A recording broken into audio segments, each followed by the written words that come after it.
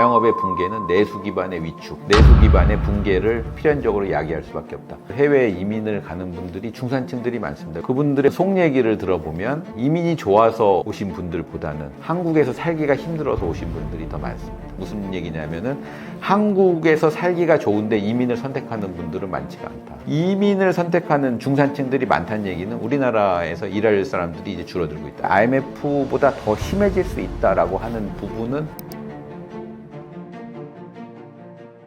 안녕하십니까. 매일경제에서 국내외 경제 관련해서 글을 쓰고 있는 노영우라고 합니다. 경제적으로 미국과는 뗄 수가 없는 관계입니다. 혼란한 국제 정세 속에서도 안정적인 관계를 이어가기 위해서는 어떤 전략이 필요할까요?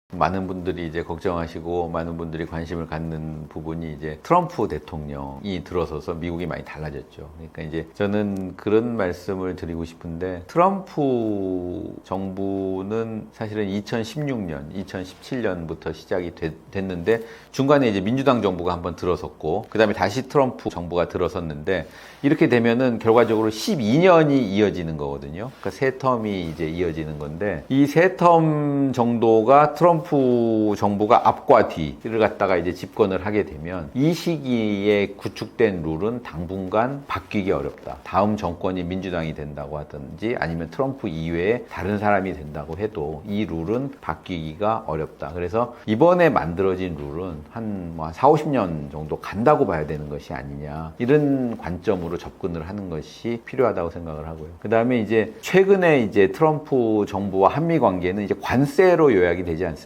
그러니까 관세를 이제 우리나라 정부에 대규모로 이제 대대적으로 관세를 부과하겠다라고 이렇게 압박을 해서 그래서 이제 우리나라가 미국에 대규모 투자를 하겠다 이렇게 약속을 하고 이렇게 한 관계가 형성이 된 관계거든요. 이렇게 되면 이 관계는 결과적으로 우리나라 중산층한테도 굉장히 타격을 미칠 거다 이렇게 생각을 합니다. 그러니까 우리나라가 이제 코로나19 사태라든가 이런 부분들로 인해서 자영업의 어떤 기반이 많이 무너졌습니다. 중산층을 구성하는 그 많은 분들이 자영업자들이 중산층을 구성하는 상당히 높은 비중을 차지하고 있거든요. 근데 이제 봉급생활자들은 상당히 그나마 좀 안정적이었죠. 코로나 때 물론 뭐 아주 대규모로 해고가 있진 않았기 때문에 봉급생활자들은 나름대로 안정적이었는데 이제 한미 관계가 이런 식으로 이제 형성이 되고 이로 인해서 우리나라 수출이 부진해지고 이렇게 될 경우에는 이제 대기업들, 그다음에 중견기업 이상도 상당히 타격을 받게 됩니다. 이렇게 되면은 거기서 일하는 중산층의 근로자들도 하반기부터는 타격을 입게 되지 않을까 이렇게 이제 생각을 하고 그러면 이제 우리나라가 어떤 전략을 세워야 되느냐라고 하는 부분은 사실 굉장히 어려운 부분입니다. 그러니까 우리나라가 미국이라고 하는 나라는 경제적으로만 의미가 있는 나라가 아니고 안보, 군사, 정치, 외교적으로 다 의미가 있는 나라이기 때문에 우리가 경제만 놓고 지금 미국하고의 관계를 만들어가기가 어렵거든요. 근데 이제 어쨌든 간에 소나기는 피해야 된다. 지금 트럼프 집권기에는 대규모로 한국을 압박하는 그런 시기가 이어질 거기 때문에 이때는 어떤 한국이 잘 버텨야 되겠지만은 버티는 것이 가장 좋은 전략이다 이렇게 생각을 하고 그 다음에 이제 이 관계가 오래 가지는 못할 것 같습니다. 트럼프가 압박을 하는 이렇게 관세로 압박을 하는 이 시기가 과연 뭐 얼마나 오래 될지 이번에 만들어진 룰 자체 룰의 기본 틀은 뭐 4, 50년 가겠지만은 그 트럼프의 어떤 개인적인 어떤 성향으로 인해서 형성이 되는 국가 관계는 그렇게 오래 갈 수가 없는 관계이기 때문에 우리나라도 중장기적인 전략은 일단 소나기를 피하면서 중장기적인 전략을 마련해야 될 거다 이렇게 생각합니다. 4차 산업혁명 시대임에도 신산업에 대한 규제가 여전합니다. 이런 규제가 지속될 경우 중산층과 경제 전반에 어떤 영향을 미칠까요? 그러니까 산업에 대한 규제라고 하는 것은 이제 과거에도 어떤 정부가 여러 가지 목적으로 이제 기업이라든가 개인들을 규제하는, 옥죄는 이런 어떤 수단으로 이제 작용을 했기 때문에 규제 완화에 대한 목소리가 굉장히 강했습니다. 근데 이제 4차 산업혁명이라고 하는 이런 AI 시대, 이때 규제는 조금 다르지 않나 이렇게 생각을 합니다. 이게 무슨 어떤 말씀이냐면 4차 산업혁명 시대에 AI가 발달하고 이로 인해서 경제적으로는 필연적으로 양극화가 예상이 됩니다. 그러니까 4차 산업의 어떤 4차 산업이라는 것이 어떤 산업의 독점을 이야기하고 독점이라는 것은 소수의 승자와 다수의 패자를 만드는 그런 구조이기 때문에 양극화라는 것이 이제 필수적으로 진행이 될 수밖에 없다. 그렇기 때문에 규제라고 하는 것은 산업의 성장이라고 하는 부분, 이런 부분과 그다음에 양극화라는 문제 사이에서 균형 있는 규제가 필요하다라고 생각을 합니다. 그래서 성장을 위한 규제는 해소를 해야 되지만 양극화를 해소하기 위해서는 어떤 정부의 개입이 필요합니다. 이것도 역시 정부의 개입은 규제를 통해서 이루어질 수밖에 없기 때문에 성장을 위한 규제는 완화를 하더라도 양극화를 해소하기 위한 규제는 좀 강화돼야 되지 않을까 이렇게 생각을 합니다. 고소득층의 해외 이민이 늘고 있습니다. 이 현상이 중산층 경제에 미치는 영향은 무엇이라고 보시나요? 저는 이제 미국에서 유학 생활을 한 몇 년 정도 해보면서 해외 이민 오신 분들하고 좀 비교적 많이 얘기를 해봤습니다. 근데 이제 어떤 좀 공통적인 현상들이 있냐면 중산층들이 많이 이민을 옵니다. 실제로 해외 이민을 가는 분들이 중산층들이 많습니다. 왜 그러냐면 상류층 같은 경우에는 한국이 굉장히 살기 좋다고 얘기하고요. 약간 좀 중산층 이하의 계층, 빈곤층 같은 경우에는 이민 갈 때 발생하는 비용을 감당하기가 어렵습니다. 그렇기 때문에 이제 중산층들이 많이 이민을 오는데 결과적으로 그분들의 어떤 속 얘기를 들어보면 이민이 좋아서 오신 분들보다는 한국에서 살기가 힘들어서 오신 분들이 더 많습니다. 그런 무슨 얘기냐면은 한국에서 살기가 좋은데 이민을 선택하는 분들은 많지가 않다. 그렇기 때문에 한국에서 행복하게 살 수 있는 방법을 제일 먼저 노력을 하고 그게 안 됐을 때 이민을 간다라는 그런 어떤 하나의 현상이 있고, 두 번째는 이민을 오신 분들이 굉장히 열심히 삽니다. 우리나라의 어떤 중산층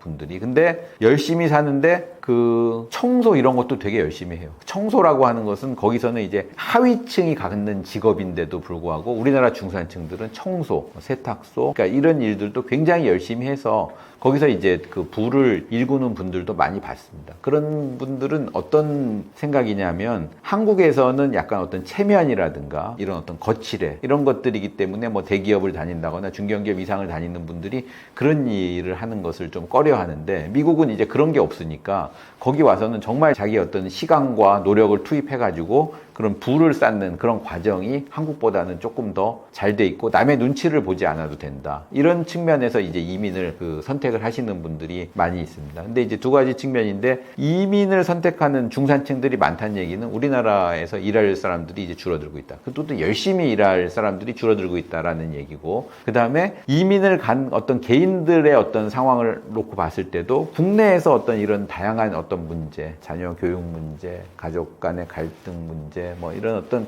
그 다음에 직장 문제 이런 것들이 국내에서 잘 해결이 된다 그러면 이민을 갈 사람들은 지금보다 상당히 줄어들 거다 이렇게 생각을 합니다. 자영업자는 전체 취업자의 약 15%를 차지합니다. 자영업 붕괴가 곧 한국 경제의 위기로 이어질 수 있다는 시각에 대해 어떻게 보시나요?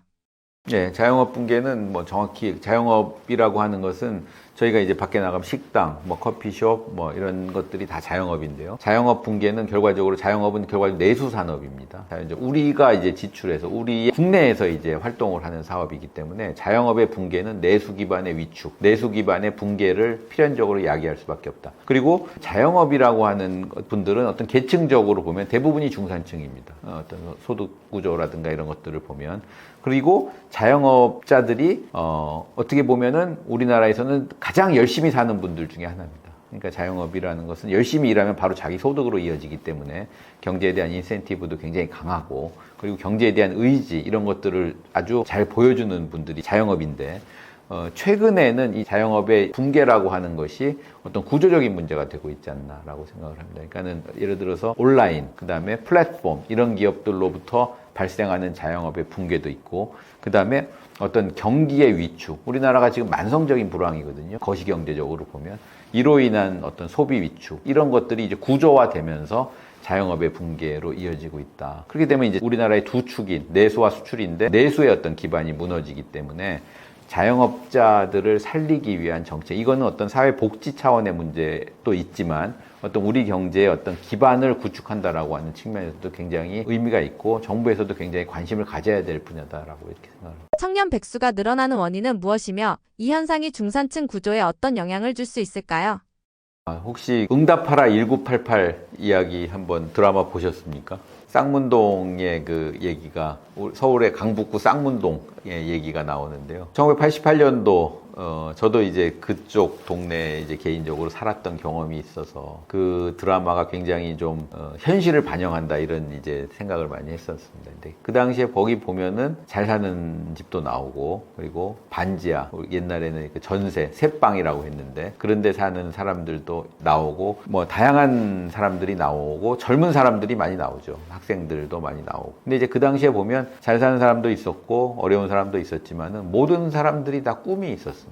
잘 사는 사람은 미래에 대해서 꿈이 있었고 그리고 또 그 꿈이 또 실현이 되는 그런 과정들을 묘사를 하고 그렇기 때문에 서로 간에 청년들이 서로 이제 어우러져서 살 수 있었고 부자라 그래서 가난한 집 학생들을 갖다 업신여기거나 뭐 깔보거나 그러지 않았고 그리고 또 가난한 집 학생들이 또 공부를 잘했기 때문에 상대적으로 또 그런 식으로 또 그 공부 측면에서는 또 뭐 소득이 낮은 계층들이 공부를 잘하는 그런 경우도 있었고 입시 제도도 마찬가지로 지금처럼 어떤 사교육이라든가 이런 것에 의존하는 것이 비중이 낮았기 때문에 그런 어떤 공부와 학습을 통해서 이제 어떤 계층 이동도 가능했고 뭐 이런 것들을 보여주는 그러면서 청년들이 열심히 살았고 이런 모습을 보여주는 드라마여서 저는 상당히 재밌게 봤는데 지금 이제 2020년대 우리의 어떤 청년들은 규칙에 대해서 잘 동의도 못하고요. 입시제도 굉장히 복잡하고 그리고 입시제도가 사교육에 의존하는 부분이 너무 많고 그리고 사교육이라고 하는 것은 또 비용이고 비용이라고 하는 것은 또 어떤 소득 계층별로 또 다른 어떤 교육을 받게 되는 이런 부분들이 있고 이런 것들이 있다 보니까는 이제 청년들이 뭔가 해도 안 될 것 같은 그런 분위기 지금의 어떤 자기의 어떤 객관적인 상태 지금의 어떤 자기의 어떤 가족의 어떤 가구의 어떤 소득 수준 이런 거로 봤을 때는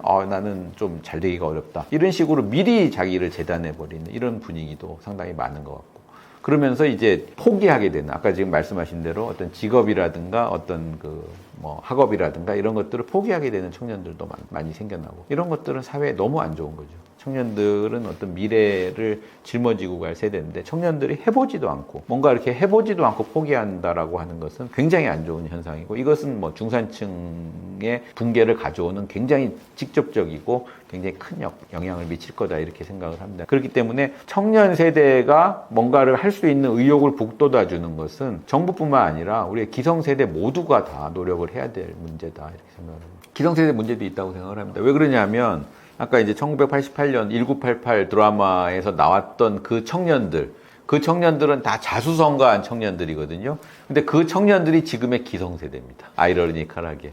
그러니까 본인들은 뭐 나름대로의 어떤 공정한 룰 이런 것들을 통해서 뭔가 계층 이동과 뭔가 성취감을 느낀 세대지만 그 세대의 자식들은 지금 굉장히 힘들어하는 세대. 굉장히 좀 역설적인 것 같아요. 본인들의 어떤 세대와 자식들의 세대를 동시에 그 세대는 뭐 저도 포함이 됩니다만은 그런 세대들은 우리나라의 어떤 경제를 발전시킨 세대이기도 하지만 청년들을 이렇게 힘들게 만드는 그 원인을 제공한 세대. 동시에 두 가지 일을 한 세대라고 생각이 되기 때문에 어떤 기성세대가 굉장히 노력을 해야 될 부분도 있다 이렇게 생각을 합니다. 중산층 붕괴를 막고 경제를 회복하기 위해 정부는 어떤 정책을 우선 추진해야 한다고 보시나요?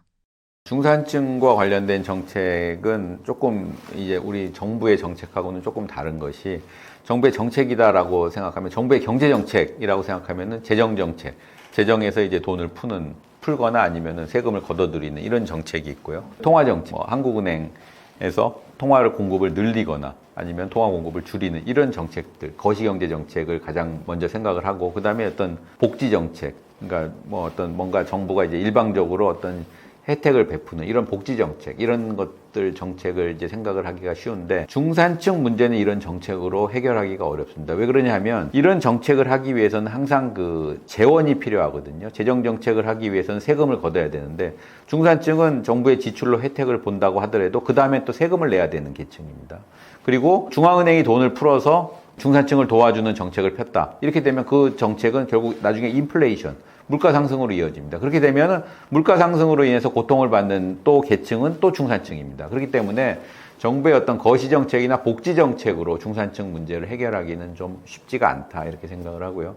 그렇다고 해서 그럼 정부가 할 일이 없느냐? 그렇지는 않다고 생각합니다. 그러니까 우리나라의 중산층은 굉장히 자기 자신들에 대한 자부심이 강하고 그리고 또 열심히 살고자 하는 의지가 강한 사람들입니다. 이런 사람들은 경쟁에 대해서도 굉장히 적극적으로 임할 자세가 돼 있거든요. 그렇기 때문에 경쟁을 공정하게 할 수 있는 룰을 만드는 것이 정부가 가장 할 수 있는 가장 중요한 일이다. 그것이 바로 중산층을 위한 정책이다. 그렇기 때문에 누구나 수긍할 수 있는 아까 한국 양궁 같은 예를 들었습니다만은 양궁처럼 누구나 수긍할 수 있는 규칙을 만들어서 승자와 패자를 갖다가 공정하게 이렇게 가늠할 수 있는 그런 어떤 룰을 만드는 것이 중산층을 위한 가장 중요한 정책이다 이렇게 생각을 하고요. 그 다음에 중산층들은 경쟁을 하다 보면은 이제 낙오하는 사람들이 반드시 생기게 되는데 경쟁에서 낙오한 사람들에 대한 최소한의 배려는 반드시 필요하다 이렇게 생각합니다. IMF 때보다 더 힘들다라는 말이 나오고 있는데 이에 대해서 어떻게 생각하시나요? 저는 IMF를 겪어봤습니다. 그러니까 IMF가 터졌을 때 1996년도에 제가 이제 취직을 하던 해여가지고 이제 IMF라는 것을 경험을 해봤는데 IMF라고 하는 것은 그 당시 우리나라 성장률이 마이너스 5%였던 걸로 기억을 하거든요. 우리나라 성장률이 마이너스 5%. 1997년, 98년 이때의 성장률이 지금 우리나라 성장률이 올해 우리나라 성장률 전망치가 0.8%입니다. 그러니까 이제 거시경제 어떤 지표로 봤을 때 IMF보다 더 심하다라고 하는 그런 것은 조금 아직까지는 아니다. 일단은 거시경제 지표로 봤을 때는 첫 번째 그 말씀드리고 싶고요.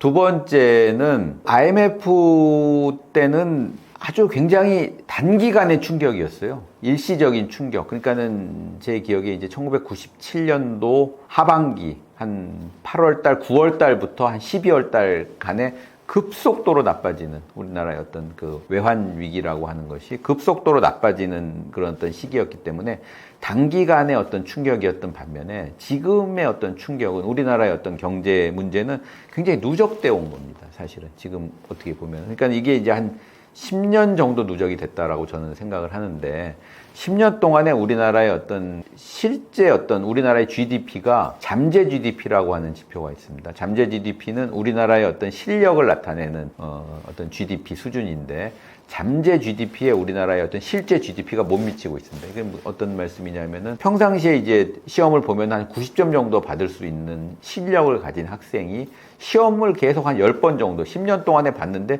계속 80점대가 나온 거예요. 어떤 그거랑 상관이 없이. 그건 사실은 조금 이런 문제들이 이제 계속 누적이 되면서 발생하는 문제다. 우리나라의 경제 문제가. 그렇기 때문에 이 누적되는 과정 전체를 보면은 뭐 사실은 앞으로 IMF보다 더 어려워질 수가 있다. 이렇게 예상을 할 수는 있을 것 같은데 지금 단계가 IMF보다 더 심하다. 이거는 조금 더 이제 두고 봐야 되는 문제다. 이렇게 생각을 합니다. 그러니까 지금 당장 IMF랑 이렇게 객관적으로 비교하는 것은 조금 약간 좀 과장된 비교라고 생각을 하고요. 그 다음에 이제 IMF보다 더 심해질 수 있다라고 하는 부분은 저는 충분히 공감이 가는 부분입니다. 60대 이후에도 일정한 소비는 삶의 질과 연결됩니다. 책에서 말하는 중산층의 합리적 소비는 노후에 어떻게 적용될 수 있을까요? 이번에 이제 인터뷰 하신 분들 중에서 이제 그 법무 상담을 하시는 분의 얘기를 한번 들어봤는데요. 어떤 거냐면은 우리나라의 어떤 노인분들, 현재 어떤 노인분들은 자식에 대한 상속에 굉장히 집착을 많이 한다고 합니다. 그러니까는 집착을 하면서 자기가 써야 되는 그러니까 건강 이런 것들을 갖다가 해치면서까지 돈을 모아서 자식한테 이제 돈을 물려주려고 하는 이런 분들이 많은데 그렇게 해서 재산을 많이 모아 놓으면 그 자식들이 그 재산을 가지고 싸운다고 합니다. 서로 많이 가지려고. 그래서 이제 그런 부분에 대해서 법무 상담을 받는 어떤 중산층 분들이 많다 이런 얘기를 제가 들었었거든요. 그런 면에서 보면 그렇게 두 가지 측면에서 이제 사실은 안 좋은 거죠. 첫 번째는 자기가 써야 될 그런 어떤 소비, 자기를 위한 소비를 안 하는 것으로부터 오는 그런 어떤 부작용이 하나가 있고요. 두 번째는 그렇게 모은 재산이 없었다 그러면 자식들은 싸우진 않을 거 아닙니까? 근데 이제 노후에 또 그 재산을 가지고 자식들이 다투는 모습을 봐야 되는 이중적인 그런 어떤 고통을 받는 분들이 많다 그래서 이런 부분들은 경제적으로는 전혀 합리적이지가 않은 거죠. 그러니까는 이제 합리적인 소비다라고 하면은 일단 본인이 가장 충분히 소비를 해서 본인이 어떤 행복한 삶을 살고 그 다음에 거기서 남으면은 뭐 자식들한테 주는 것은 맞다고 생각하는데 뭔가 이게 선후 관계가 바뀌는 소비는 합리적인 소비가 아니다 그렇게 생각합니다. 60대 이후 연금 수령과 금융상품 운용에 있어 중산층은 어떤 기준으로 결정을 내려야 할까요? 60대 이후 지금 노령층 경우에는 무엇보다도 안정성이 최우선이죠. 거기서 만약에 이제 투자를 해서 만약에 이제 갖고 있는 재산에 손실이 발생하게 되면 그거는 결과적으로 본인의 어떤 생계하고 직결되는 부분입니다. 젊었을 때는 투자에 실패를 하더라도 만회할 기회가 있지만 60대 이후에는 그걸 만회할 수 있는 기회가 거의 없거든요. 그렇게 되면 이제 본인의 어떤 생존의 문제, 가족의 어떤 생계의 문제로 이어지기 때문에 이제 그런 부분에서는 안정성이 가장 우선적으로 고려를 해야 될 요소다라고 생각을 하고요.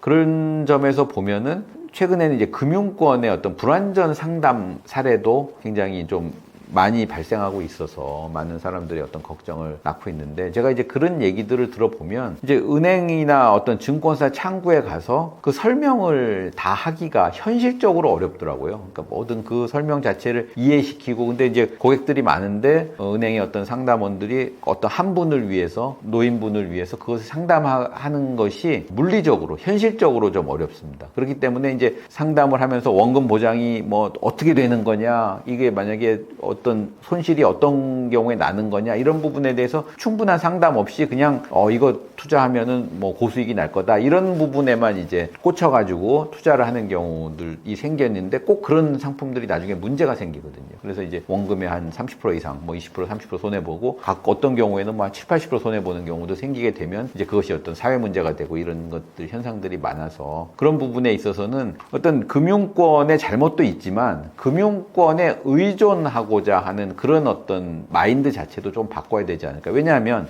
금융회사들이 그걸 다 현실적으로 설명을 해줄 수 있는 그런 어떤 역량이 안 되기 때문에, 그런 부분들에 대해서는 어떤 투자에 대한 기초 지식, 위험이 높은 상품일수록 수입도 높다, 그러니까는 이익을 볼 가능성이 높으면 손해를 볼 가능성이 높다, 이런 어떤 기본적인 부분에 대해서는 본인들이 좀 이해를 해야지 자기 자산을 지킬 수 있다, 이렇게 생각을 합니다. 부동산, 주식, 연금, 현금성 자산 등 다양한 노후 자산 중에서 위험 분산은 어떻게 이루어져야 한다고 보시나요?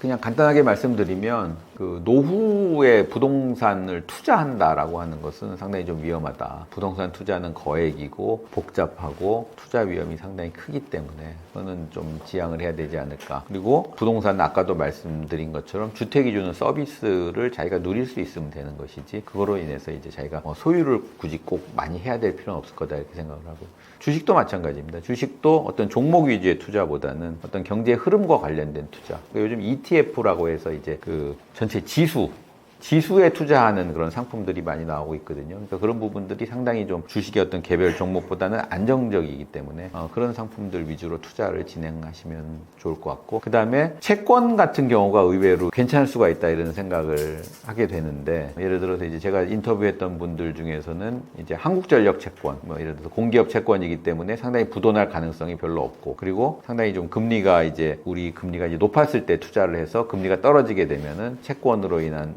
그 자본 차익, 그런 수익도 올려서 상당히 좀 뭐 그렇게 막 대박은 아니지만 상당히 좀 짭짤한 수익을 올린 70대 어떤 그 노인의 사례도 제가 인터뷰를 했었거든요. 이제 그런 부분들 위주로 포트폴리오도 구성을 하고, 그리고 어떤 큰 돈을 벌기보다는 자기의 재산을 지키면서 조금 더 높은 초과 수익률, 예를 들어서 뭐 5% 안팎의 수익률 정도를 목표로 삼는 것이 좋지 않을까, 이렇게 생각합니다.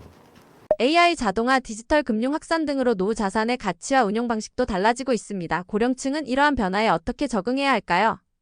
AI와 어떤 디지털 금융의 확산, 이런 것들은 투자의 방법과 관련된 얘기입니다. 투자의 원칙과 관련된 것이 아니라 투자를 조금 더 쉽게 만들어주는 그 요인들입니다. 뭐 AI를 자기가 습득한다 그래서 투자의 기회가 많아지는 건 아니다는 거죠. 그 투자의 방식이 바뀌는 건 아니고, 그러니까 투자하기가 조금 더 쉬워지는 이런 어떤 문제다라고 하는 말씀 먼저 드리고 싶고요. 그 다음에 투자의 원칙은 뭐 한 과거나 지금이나 몇백 년 전이나 지금이나 달라진 게 없습니다. 많은 분들이 이제 공짜 점심은 없다, 이렇게 말씀을 많이 하시는데, 가만히 공짜로 자기가 아무것도 안 하고 아무 대가도 안 치르고 많은 것을 얻는다라고 하는 거는 사실은 그런 거는 갈수록 없어지는 것 같습니다. 그렇기 때문에 고위험 고수익의 원칙은 항상 지켜져야 될 것 같고요.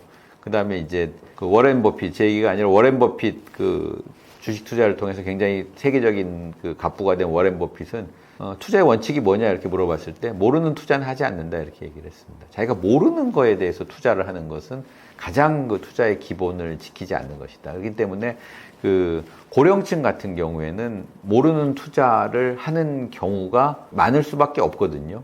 그런 부분들에 대한 좀 경각심을 갖는 것이 일단은 중요하다. 이런 말씀 드리고 싶습니다. 노후 자산의 관리뿐 아니라 자산의 이전 문제도 60대 이후 중산층의 중요한 이슈입니다. 중산층 경제학에서 말하는 상속의 의미는 무엇이며 어떤 준비가 필요할까요?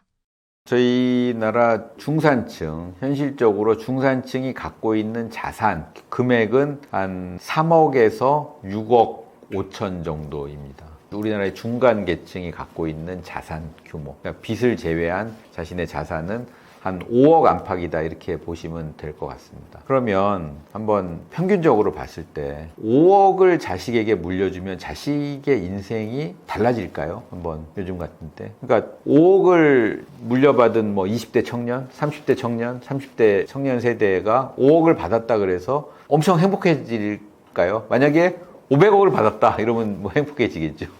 돈 걱정 안 하고 살 수 있을 것 같은데 5억을 받아가지고 그걸 가지고 뭔가를 갖다가 행복을 하기에는 그 넉넉한 금액은 아니다 이렇게 생각을 하기 때문에 상속을 통해서 뭔가 상속이라는 건 자식을 위한 거잖아요. 자식 세대의 어떤 행복을 위해서 이제 상속을 해주는 건데 현실적으로 중산층의 상속은 자식의 인생을 결정지을 수 있는 금액은 아니다 이렇게 생각을 합니다. 그렇기 때문에 그러면은 그걸 가지고 자식한테 주기보다는 그걸 가지고 굉장히 좀 효과적인 소비에 사용을 하면 예를 들어서 뭐 자식 교육에 투자를 한다거나 교육을 좀 잘 받을 수 있도록 소비를 한다거나 아니면 본인의 건강을 잘 관리를 해서 오랫동안 이제 자식들하고 같이 살면서 어떤 자신의 어떤 그 지식이라든가 노하우를 물려준다거나 뭐 이런 식으로 하는 것이 오히려 더 자식을 위하는 길이 아닐까라는 생각을 하게 됩니다. 그렇기 때문에 상속의 의미를 꼭 어떤 금액 어떤 돈 이런 문제로 생각하지 않았으면 좋겠다라는 것이 저의 생각입니다. 우리 사회에서 중산층이 중요한 이유는 무엇인가요? 우리 사람의 인체에서 허리가 제일 중요하지 않습니까? 전체 우리나라의 경제를 보면은 중산층은 그 허리 역할을 담당하는 것입니다. 허리가 튼튼해야지 힘도 쓸 수 있고 그리고 또 성장도 할 수 있고 그리고 또 몸이 건강하게 유지가 될 수 있는 것처럼 중산층이 건강해야지 우리 경제가 발전도 할 수 있고 성장도 할 수 있는 것입니다. 중산층이라고 하면은 일단 소득 기준으로 우리나라에서 2천만 원, 2,500만 원부터 한 6천만 원 정도까지의 소득이 있는 사람들 연봉 기준입니다. 그런 기준으로 보통 이제 중산층이라고 분류를 합니다. 그래서 중산층은 또 우리나라에서 가장 많은 인구를 차지하고 있고요. 그리고 또 가장 역동적으로 활동하는 분들입니다. 그렇기 때문에 중산층은 어느 나라에서나 우리나라뿐만 아니라 어느 나라에서나 가장 경제적으로 또 정치적으로도 중요한 계층이라고 볼 수 있겠습니다. 상가 투자와 같은 자산 증가 방식이 중산층 성장에 어떤 역할을 했나요? 이제 중산층들이 가장 이제 관심이 많은 것이 이제 자산의 증식, 돈을 어떻게 벌어야 될 것이냐, 뭐 이런 부분들에 관심이 많은데, 제가 이번에 이제 중산층 경제학이라는 책을 내면서 100여 명의 그 우리나라의 중산층 분들을 인터뷰를 했습니다. 그래서 인터뷰를 하는 과정에서 많은 얘기들을 들을 수 있었고요. 그렇게 들은 얘기들을 경제학적인 개념하고 엮어서 이제 글을 쓰게 됐는데, 그 중에 이제 우리나라 중산층이 어떻게 돈을 벌었는가라고 하는 얘기가 있습니다. 근데 그 중에 하나의 사례가 자산 증식에서 부동산이 아무래도 가장 중요한 역할을 차지하는 것을 좀 확인할 수가 있었습니다. 그래서 이제 제가 인터뷰한 사례는 자영업, 그러니까 회사를 다니다가 회사를 그만두고 자영업을 처음에 시작하다가 자영업을 하면서 자영업으로도 뭐 뭔가 좀 이렇게 돈을 어느 정도 벌 수 있었지만은 자영업을 하다가 상가 투자에 대해서 눈을 뜬 사례가 있었습니다. 그래서 상가 투자를 통해서 돈을 나름대로 꽤 많이 번 그분을 좀 인터뷰를 하면서 그분의 얘기를 소개를 했습니다. 근데 이제 그분 같은 경우는 돈을 벌게 된 계기가 약간의 어떤 우연함도 있었고요. 위기 때마다 뭔가 이렇게 약간 주변에서 도와주시는 분들도 있었고, 그리고 무엇보다도 우리나라가 이제 성장하는 경제였기 때문에 그렇기 때문에 이제 상가에 대한 수요도 많아지고 부동산 값이 오르면서 가능한 이야기였습니다. 그래서 이제 그럼 앞으로도 그런 어떤 상가 투자라고 하는 것이 가능할 것이냐 이렇게 생각을 해보면 앞으로는 지금까지는 성장하는 경제였지만 앞으로는 수축하는 우리나라의 어떤 인구도 줄고 어떤 구매력도 줄어드는 시기이기 때문에 상가 투자나 이런 것들을 과거처럼 그렇게 할 수 있는 시대는 아니다. 이런 이런 결론에 도달을 했습니다. 그래서 그런 얘기들을 한번 말씀드리고 싶습니다. 단순한 월급만으로도 중산층이 가능했던 시대의 특징은 무엇인가요? 이제 어렸을 때 저희의 어떤 성장 과정, 80년대, 90년대 이제 이때의 성장 과정을 보면 우리나라의 아버님들 외벌이 가정이 많았습니다. 외벌이 가정이라는 건 이제 한 분만 버는 그런 가정이 많았었죠. 그리고 직장 생활을 시작하면 굉장히 오랫동안 했고, 그리고 그 봉급 생활자들이 많았고, 그런 분들이 안정적인 나름대로 좀 안정적인 직장과 월급만으로도 중산층의 삶을 누릴 수 있었던 시대가 80년대, 90년대 시대였던 것 같습니다. 근데 다만 이제 제가 월급만으로 중산층의 지위를 계속 유지를 하고, 그리고 이제 은퇴를 하셨는데, 제가 인터뷰한 분은 은퇴를 하셨는데 은퇴를 하고도 나름대로 굉장히 어느 정도의 소비 생활을 유지하고 계신 분이었는데, 이분은 재밌는 것이 뭐 부동산 투자를 했다거나 주식 투자를 했다거나 이런 분이 아니었고요. 월급 받아서 예금하고 적금하고 해가지고 지금까지 뭐 집 한 채 가지고 계시고 계속 이제 그 중산층의 삶을 유지하고 계신 분입니다. 이제 그런 분들 같은 경우에는 강조하시는 내용이 소비를 월급에 맞춰서 살았다 이렇게 말씀을 하시더라고요. 그러니까는 이제 소비를 절대 욕심내지 않고, 월급이라는 거는 항상적으로 들어오는 소득이기 때문에 그 소득에 맞춰서 소비 패턴을 유지하다 보니까 어느 정도 중산층의 삶을 유지할 수 있었다. 그래서 이제 과거에 저희의 어떤 중산층의 모습이라고 하는 거는 한 집안에서 가장이 돈을 벌고 다른 분들은 거기에 맞춰서 소비 생활을 꾸려가는 그런 패턴의 어떤 중산층들도 우리나라에서는 굉장히 많았다 이렇게 생각을 합니다. 근데 이제 시간이 지날수록 이런 식의 어떤 중산층의 모습은 우리 주변에서 점점 사라지고 있는 것이 아닌가. 요즘 같은 때 보면 맞벌이 부부도 많고, 맞벌이를 해도 어떤 각종 뭐 사교육이라든가 부동산 집을 사가지고 그 주택 담보대출 갚느라고 이렇게 허덕이는 이런 분들이 점점 많아지는 것이 이 시대의 특징이 아닌가 이렇게 생각을 합니다. 사회사업가로 변신한 중산층 사례는 무엇을 말해주나요? 중산층의 삶은 아까 앞에서 말씀드렸듯이 봉급 생활자, 안정적인 봉급 생활자, 그리고 안정적인 좀 자영업자, 이런 분들의 생활을 많이 생각을 하는데, 최근 들어서 2000년대로 넘어오면서부터는 중산층의 삶도 굉장히 역동적인 모습을 보여주고 있습니다. 그중에 이제 인터뷰를 한 분은 젊었을 때 여성분이었는데 어린이집 교사 생활을 했었고, 어린이집 교사를 하다가 본인이 이제 어린이집을 창업을 했고, 어린이집을 창업을 해서 또 어린이집을 운영을 하다가 또 저희 나라의 인구 구조가 변화하는 것에 포착을 해서 고령층을 위한 요양원을 세워서 또 적극적으로 사회 사업을 하시는 분, 이런 분들의 사례도 있었습니다. 그러니까는 과거에는 중산층이라고 하면 뭔가 새로운 도전을 하는 것에 약간 소극적인 분들이라고 생각을 했는데, 2000년대 이후에 우리나라의 중산층은 적극적으로 자기의 어떤 삶, 그러니까 월급쟁이의 삶을 포기하고 어떤 굉장히 위험이 큰 자영업, 그리고 사회사업, 또 뭐 작은 중소기업, 이런 것들 쪽으로 진로를 바꾸는 분들도 많이 있더라고요. 근데 이제 이런 상황 자체가 어떤 개인들의 성향도 바뀐 것이 있지만은 사회적으로 그런 어떤 창업과 어떤 사업, 이런 것들을 조금 이렇게 북돋워주는 이런 분위기도 있고요. 거꾸로 보면은 봉급 생활자로서의 생활 자체가 조금 불안해하는 이런 것들이 여러 가지 복합적으로 작용을 하면서 중산층의 삶도 굉장히 역동적이 되고 있는 것이 요즘의 현실입니다. 중산층에게 공정한 경쟁 환경이 중요한 이유는 무엇인가요?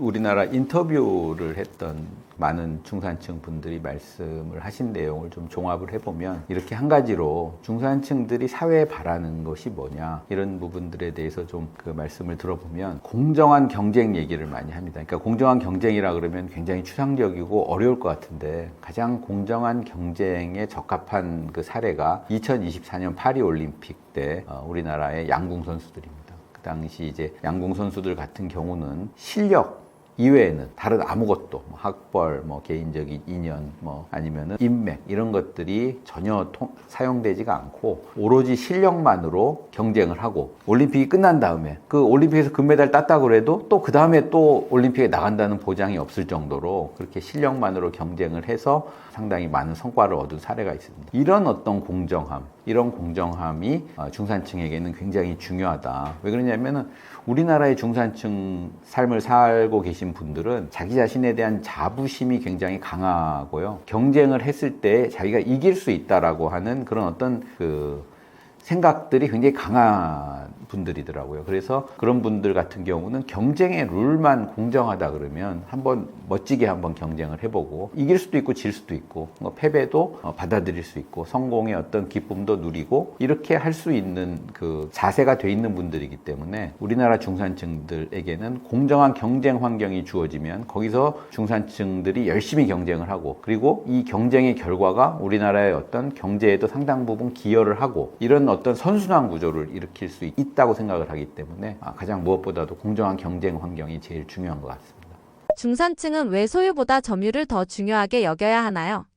중산층의 이제 가장 큰 문제 중에 하나가 최근에 이제 어떤 부동산에서 오는 박탈감, 어떤 특정 지역의 집값이 오르면서 내가 과연 수도권 또 뭐 어떤 또 더 좋은 지역에 집을 살 수 있을까라고 하는 그런 박탈감이 상당히 많다라는 것을 느낄 수 있었습니다. 근데 이제 주택이라고 하는 것은 주택이 주는 그 어떤 즐거움, 그 다음에 경제학적인 용어로는 효용이라고 합니다만은 주택이 주는 효용은 사용하는 것에서 오는 것이지 주택을 소유하는 것에서 오는 것은 아닙니다. 그러니까 주택이라고 하는 그 서비스가 집이 주는 서비스가 중요한 것이지 집을 소유한다고 하는 것은 심리적인 어떤 안도감은 줄 수 있지만은 실질적인 효용을 주는 것은 아니거든요. 그러니까 그런 관점에서 보면 우리나라의 집은 지금 굉장히 많이 있습니다. 주택 보급률이 한 100% 정도가 이제 되는 나라이기 때문에 집은 많이 있는데 이것이 이제 어떤 사람들이 소유에 집착을 하려고 하면 중산층 같은 경우에는 굉장히 힘든 그 삶을 살 수가 있습니다. 예를 들면은 집을 사는데 영끌을 해가지고 집을 사고 어떤 뭐 좋은 지역, 특정 지역, 수도권, 뭐 강남 아파트 이런 것들을 사고 난 다음에는 계속 그 대출금을 갚느라고 자기가 소비를 할 수가 없습니다. 이런 부분에서 보면 주택이라고 하는 것도 자기가 그 주택에서 살면은 되는 거거든요. 그러니까 그 주택을 점유하고 있는 데서 오는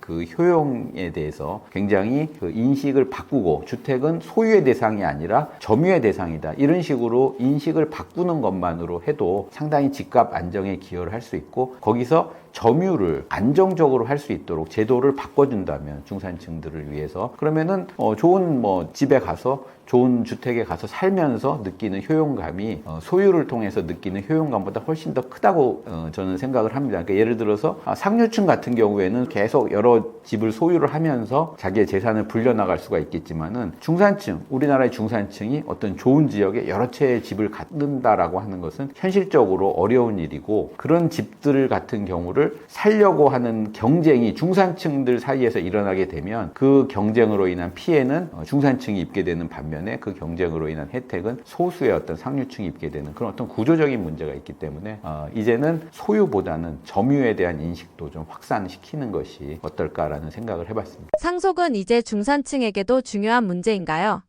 네, 상속과 관련된 관심들도 이제 많이 갖게 되시는 것 같은데 그 상속이라고 하는 부분은 자기가 이제 소비를 하고 남는 것을 이제 자식들한테 나눠주는 이런 이제 과정이 돼야 되는데 상속 자체가 이제 목적이 된다 그러면은 굉장히 중산층들의 삶을 굉장히 좀 피곤하고 힘들게 하는 부분이 아닐까 이렇게 생각을 하고요. 그 다음에 저희 나라의 어떤 상속세 제도라고 하는 것을 꼼꼼히 한번 살펴봤습니다.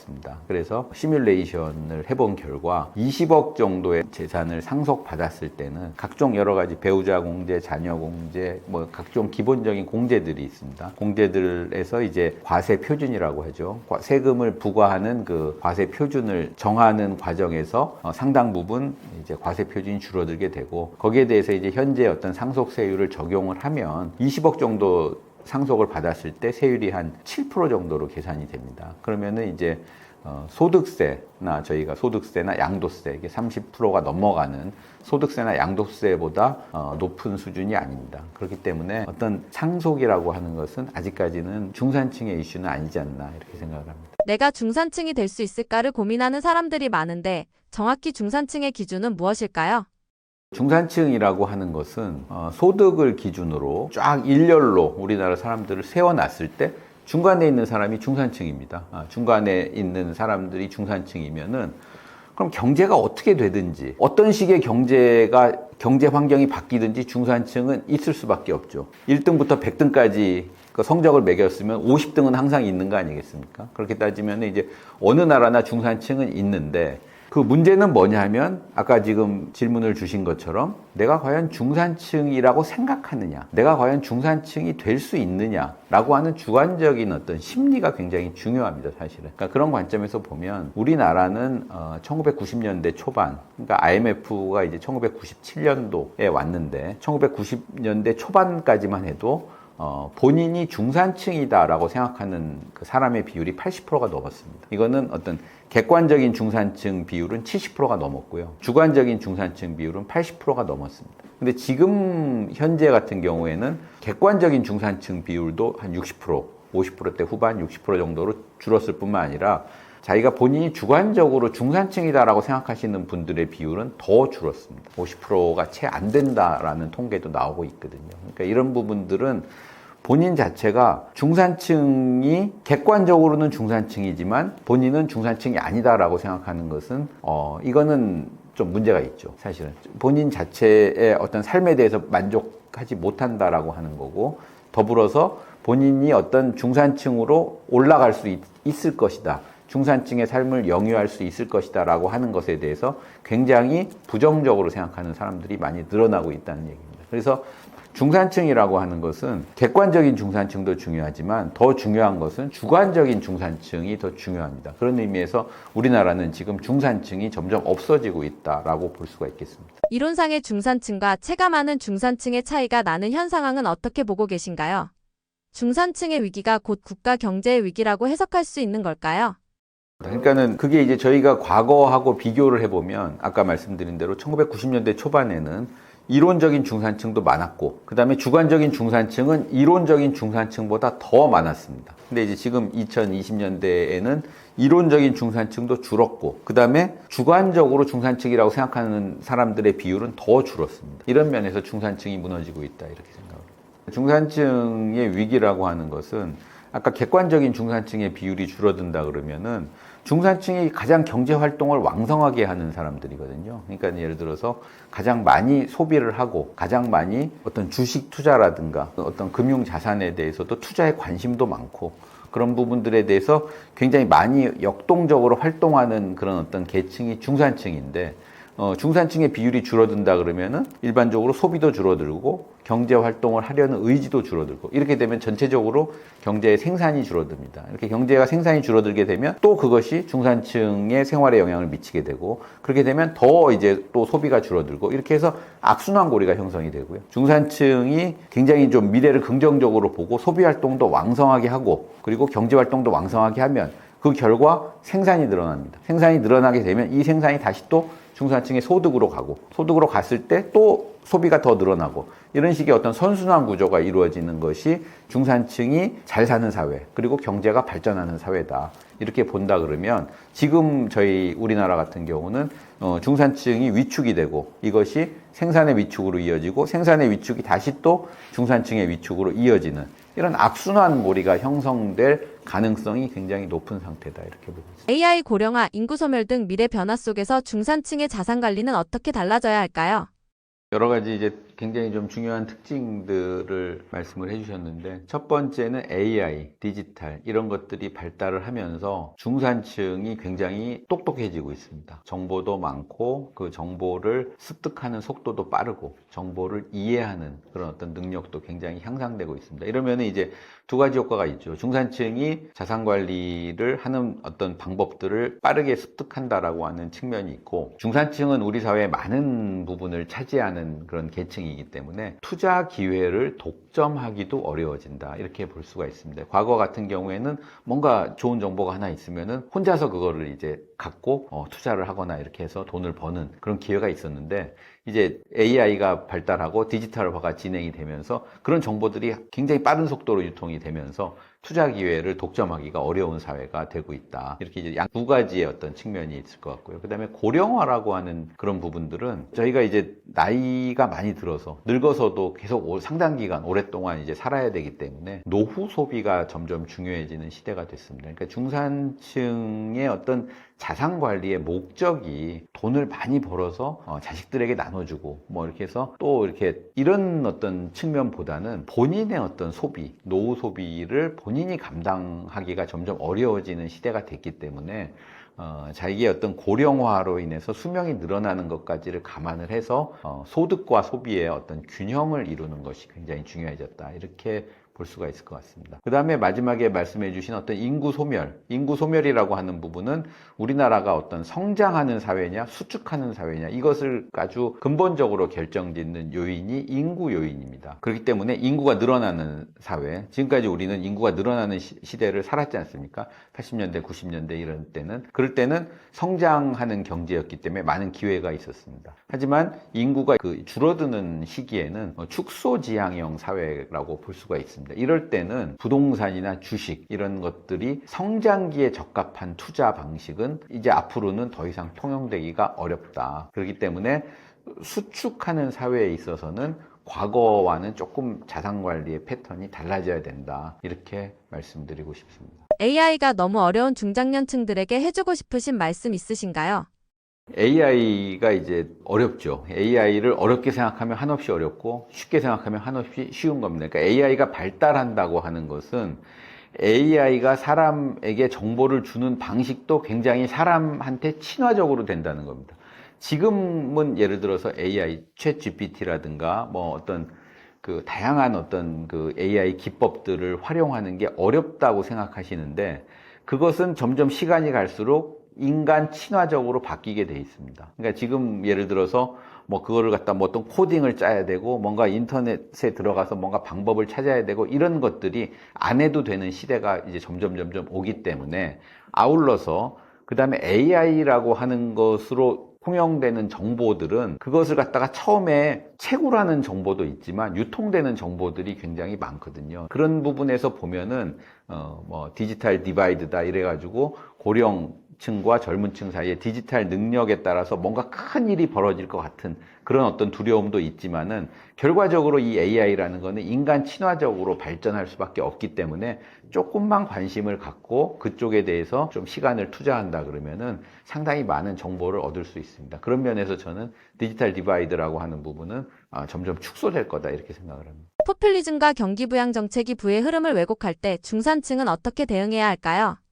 포퓰리즘이라고 하는 것은 대중을 추수한다. 그러니까 대중의 어떤 뜻을 따라가지고 정치를 한다. 이럴 때 어떤 원리, 원칙 이런 것보다는 그냥 많은 표를 얻기 위해서 각종 정책을 남발하고 그리고 선거에서 이긴 다음에는 그 다음에 그 정책에 대해서는 또 다시 또 도외시하고 또 많은 사람들이 좋아할 만한 정책들만 골라서 하면서 정치적으로 어떤 이득을 취하는 이런 것들을 이제 포퓰리즘이라고 하는데 그 포퓰리즘에 가장 타격을 입는 것이 중산층이라고 생각을 합니다. 그러니까 중산층은 정부가 어떤 저희 이번에도 뭐 재난지원금 민생 소비 쿠폰 이런 것들이 전 국민을 상대로 이제 발행이 됐지 않습니까? 그래서 이제 많은 분들이 그런 부분들을 뭐 적극적으로 쓰고 소비도 좀 부양되는 효과도 있고 그런 효과들이 있는 것은 사실입니다. 근데 이제 조금 시간이 지나면 그것은 이제 비용으로 돌아오게 됩니다. 그러니까 비용으로 돌아오게 됐을 때 그 비용을 누가 가장 많이 부담하느냐 하면은 중산층이 가장 많이 부담을 하게 되는 그 구조입니다. 그러니까 예를 들어서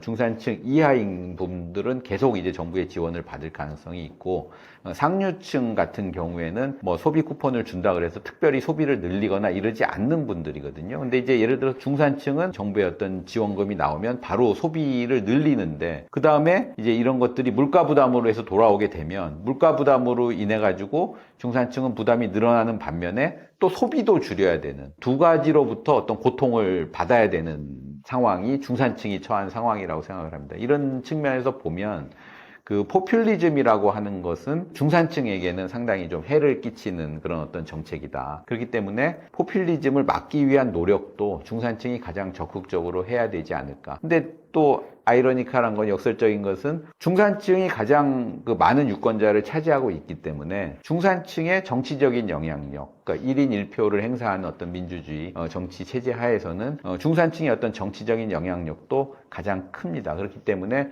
중산층이 포퓰리즘을 감시할 능력도 있고, 그리고 감시할 책임도 있고, 그리고 포퓰리즘의 감시를 통해서 얻을 수 있는 이익도 가장 큰 계층이 중산층이다. 이런 측면에서는 어떤 중산층의 어떤 정치와 정책에 대한 관심, 이런 것들이 좀 더 높아질수록 우리 사회의 어떤 중산층을 위한 정책, 그리고 중산층을 위한 정책이 또 경제 성장을 가져오는 이런 선순환 구조를 만들 수 있을 거다, 이렇게 생각을 합니다. 금융정보의 비대칭 문제 속에서 중산층은 어떤 노력이 필요할까요?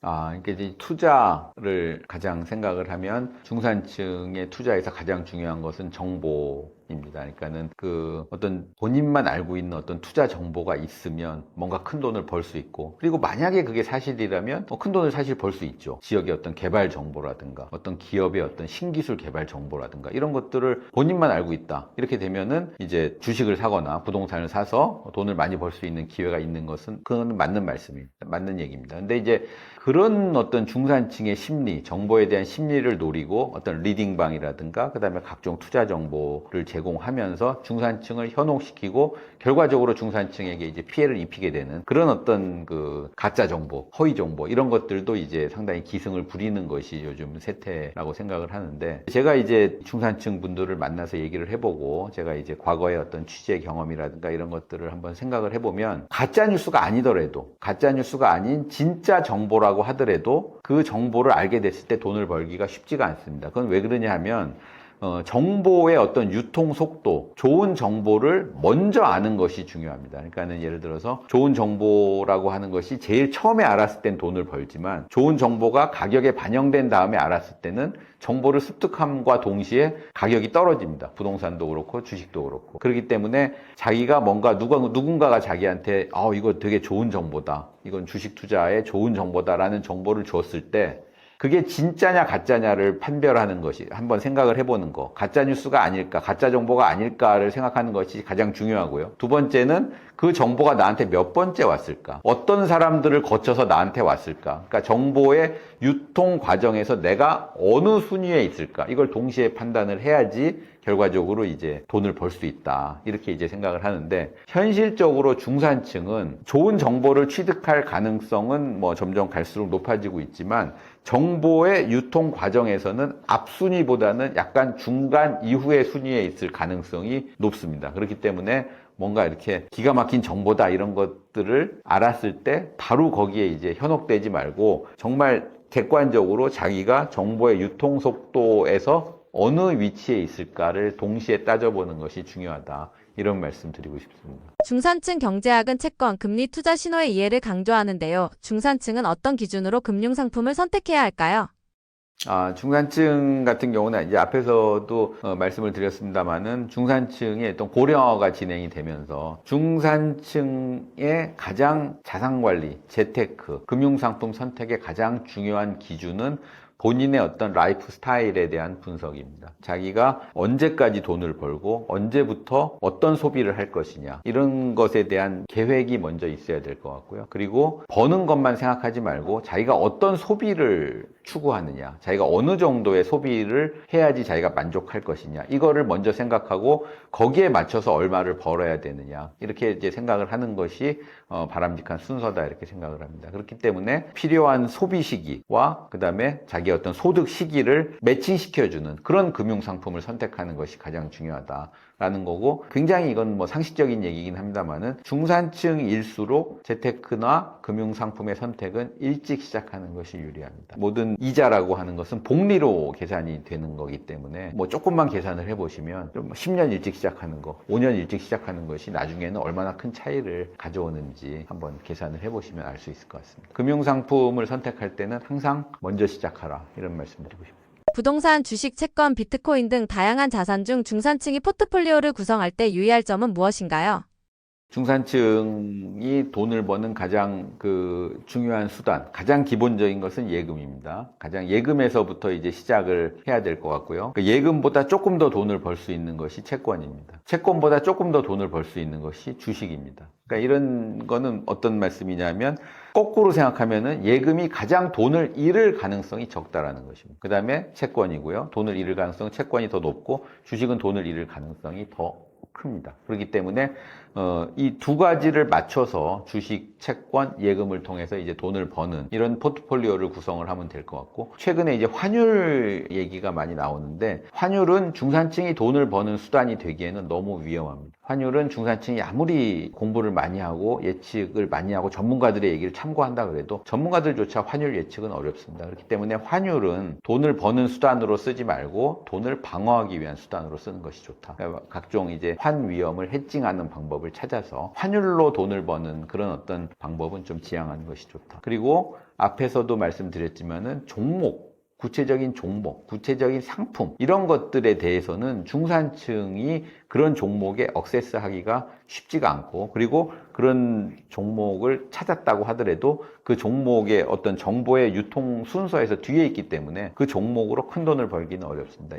반면에 경제 흐름을 놓고 보면, 경제 흐름을 이해하는 습관이 들면은 그렇게 대박은 아니지만은 중간 이상의 수익률을 올릴 수 있는 방법들이 여러 가지가 있습니다. 그래서 종목보다는 흐름을 보는 연습을 하는 것이 좋다. 그리고 요즘에 이제 비트코인 이런 코인도 얘기가 많이 나오는데, 코인은 사실은 아까 말씀드렸던 것처럼 위험성으로 보면 주식보다도 코인이 더 위험한 자산입니다. 그렇기 때문에 비트코인이라고 하는 그 코인을 통해서 돈을 벌려고 하는 것들에 대해서는 각별한 좀 주의가 필요하다, 이렇게 말씀드리고 싶습니다. 박사님께서는 비트코인 하고 계신가요? 했다가 지금은 안 합니다. 저는 그거를 갖다가, 비트코인은 24시간 돌아가잖아요. 시장 자체가. 24시간 돌아가기 때문에 그걸 계속 와치하고 이렇게 계속 보고 거래를 하는 것이 너무 좀 힘들더라고요. 그러니까 어떤 뭐 코인에 대한 미래의 어떤 전망, 그리고 그 자산에 대한 투자 이런 것보다도 거기에 들어가는 시간과 노력이 굉장히 너무 좀 다른 일을 하면서 하기에는 굉장히 좀 버거워서, 그래서 이제 사실은 하기가 어려워졌습니다. 어느 정도의 뭐 한 일주일이고 한 달이고 이렇게 좀 보는 그런 시간이, 비트코인은 진짜 한번 거기다 돈을 넣는 순간에 코인을 계속 보게 되고, 밤에도 보게 되고, 아침에도 보게 되고, 이런 것들이 많더라고요. 그래서 저는 이 젊은 분들이 이제 비트코인 투자, 비트코인은 그래도 코인 중에서는 좀 안정적인 겁니다만, 소위 말해서 이제 알트코인이라고 하는 이런 코인들은 정말 그 가격 변동성이 더 심하거든요. 그러면은 정말 그거 투자하면은 그거 보느라고, 그리고 그 감정의 어떤 기복, 그게 돈을 벌고 잃는 순간에 어떤 감정의 어떤 그런 기복들도 굉장히 큰 비용이거든요. 개인 측면에서 보면 꼭 돈을 버는 것만 비용이 아니라 젊었을 때 할 수 있는 많은 것이 있고, 미래에 대한 어떤 자기 어떤 휴먼 캐피탈, 인적 자본에 대한 투자도 많이 해야 되는데, 거기에 대해서 이제 그 코인에 대한 그거로 그 투자 기회를 놓치면은 사실은 뭐가 이익인지 한번 따져볼 문제다라고 생각을 합니다. 연금과 노후 자산은 중산층에 어떤 의미이며 생애 단계별로 어떻게 관리해야 할까요? 각종 자료, 통계청의 자료를 통해서 보면 저희가 이제 27살까지는 사실은 소득이 거의 없죠. 우리나라 분들이. 그 다음에 이제 27살이 소득이 소비보다 많아지는 시점입니다. 그러니까 뭐 저희가 취직을 하고 직업을 갖게 되면서 27살보다 어렸을 때는 뭐 자기가 돈을 버는 것보다 쓰는 돈이 훨씬 많고요. 27살 때부터 소득이 소비보다 많아져서 45살 때 소득이 가장 많습니다. 소득과 소비의 갭이 가장 큽니다. 그 다음에 63세가 되면은 소득이 소비보다 작아집니다. 그래서 결과적으로 이제 우리는, 그러니까 27세까지는 어떤 부모님들한테 의존을 해서 뭐 사는 그런 어떤 삶을 살지만, 27세부터 이제 독립을 하게 되는데, 27세부터 63세까지 약 한 35년 정도가 소득이 소비보다 많고, 그 다음에 63세 이후에는 소비가 소득보다 많기 때문에, 그러니까 쉽게 얘기하면 27세부터 63세까지 돈을 벌어서 63세 이후에 책임을 져야 되는 이런 어떤 구조입니다. 평균적으로 보면은. 그렇기 때문에 이제 연금하고 노후 자산은 중산층의 노후 생활을 위한 굉장히 필수적인 그런 요소고, 그렇기 때문에 이 중산층의 어떤 재테크와 자산 관리의 중심은 결과적으로 이 기간의 불일치, 그러니까는 소득이 많은 시기와 소비가 많은 시기가 같지가 않기 때문에 이거를 일치시켜주는 그런 어떤 노력이 가장 먼저 중산층의 어떤 그 자산 관리의 첫 목표가 돼야 될 것 같고, 이런 측면에서는 그 연금이라든가 그다음에 금융상품, 뭐 주식, 채권 이런 것들을 위해서 투자를 하는 것이 필요하다. 그리고 투자의 시기는 결과적으로 63세까지의 어떤 그런 전략을 세워놓고 63세 이후에는 그런 것으로부터 나오는 어떤 수익으로 부족한 소득을 메꿔야 되는 것이 아니냐, 이렇게 생각합니다.